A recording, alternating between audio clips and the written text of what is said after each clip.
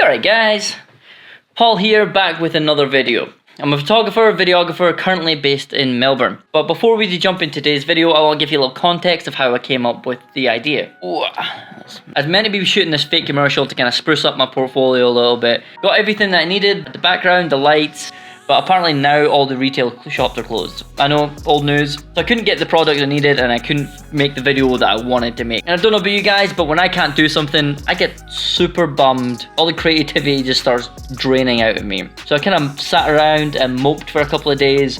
And then I was just going through some photos from my travels and some friends from back home. And then this idea hit me. So I wanted to make a meaningful portrait. What do you mean? Like, how do you make a meaningful portrait? Probably guessed it from the start of the video.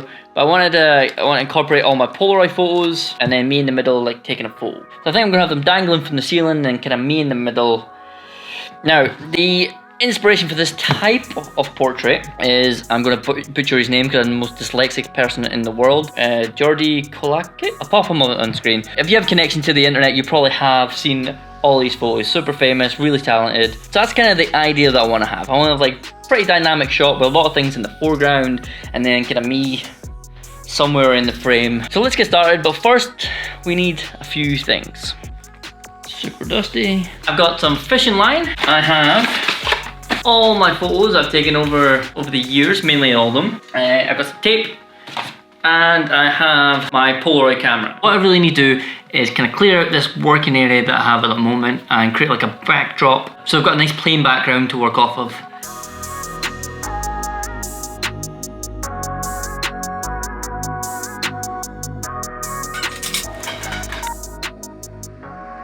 I've ran into my first issue. Like, the crossbar is too wide, but I think it's still gonna work. I think we're just gonna have to deal with it. It's a little bit sketchy, but I think for this purpose, I'm gonna have to deal with it.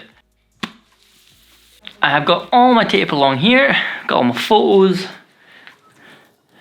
I got my string. I'm not sure exactly how long to cut each bit of string, but we're gonna be about 1.5 meters.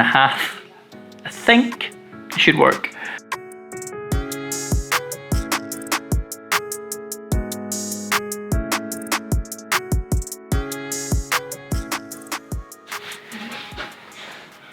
This is going to work.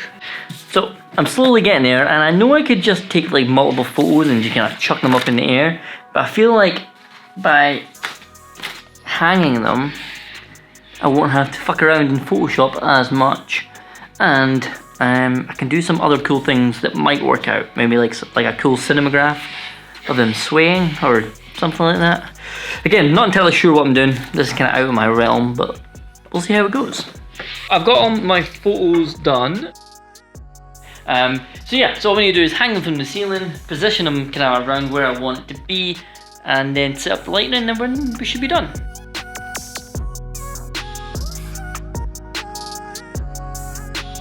Yeah, so that's basically the lighting setup we have. We have the Godox with the softbox, all the photos somewhat in frame, dangled around. All we really need to do now is we'll turn off the light so you can see what it's going to look like. So this is kind of roughly what I'm going for. I'm shooting at about 35 on a crop body, so it's about 50mm-ish. So the idea is for me to kind of just have like a top up shot, and now I've kind of set this low because I originally thought I was going to be sitting in a seat, but that's not going to work out. And this is the shot.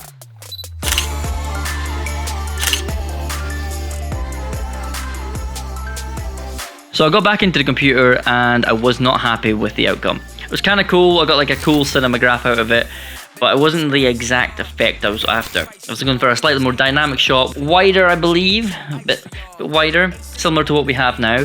Yeah, and so instead of just having them all hanging from the ceiling and me kind of in the center of them, I'm just going to do the way I didn't want to do in the first place and just take a bunch of photos to take me essentially snapping my camera like this, and then me separately throwing a bunch of photos in the air. That's basically what we're going to do with this. So let's just jump ahead and see if it worked.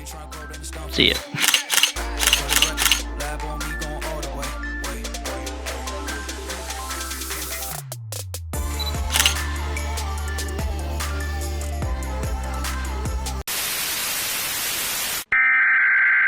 We interrupt our program to bring you this important message.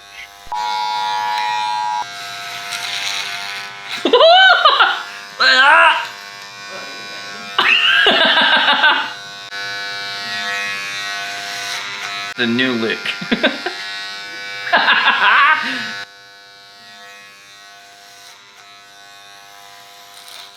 Dear God, I'm bald. What do you guys think? You think I'd suit it? I'm not really sure. I thought it would look a lot worse. Anyway, this video ended up spanning over a couple of days and I didn't want to just randomly have a shaved head, so I thought I'd give you some context. But anyway, let's just jump back into the video, shall we? And not focus on my cue ball of a head. I know what I said in the video and I wasn't really happy with the first one, but after reviewing the two, I think I prefer the first one. The reason being is, even though it's not as dynamic or didn't have too much going on, the real reason why I wanted to make this photo is because I wanted to make a meaningful portrait. I should have dived a little bit more into what that actually meant is, but obviously this quarantine has got us separated from all our friends and family. I felt that for a bit longer than that because I'm not really in my home country. So going through my old Polaroid photos really helps me connect to those memories and all the friends and the people I've met along the way. And I just wanted to have something that kind of embodies that along with my love for photography. So I think it captured it pretty well. Don't get me wrong, I love the second photo. I think it's kind of cool, you know, it captures your eye a bit more. But there's just something not right about it. But please let me know which ones you like down in the comments. The first one, or the second one, or the Cinemagraph. I don't know, let me know. So that's it for me, guys. If you got some value from this video, please like, subscribe, and comment. Do all those beautiful YouTube things. But until next time, guys, peace.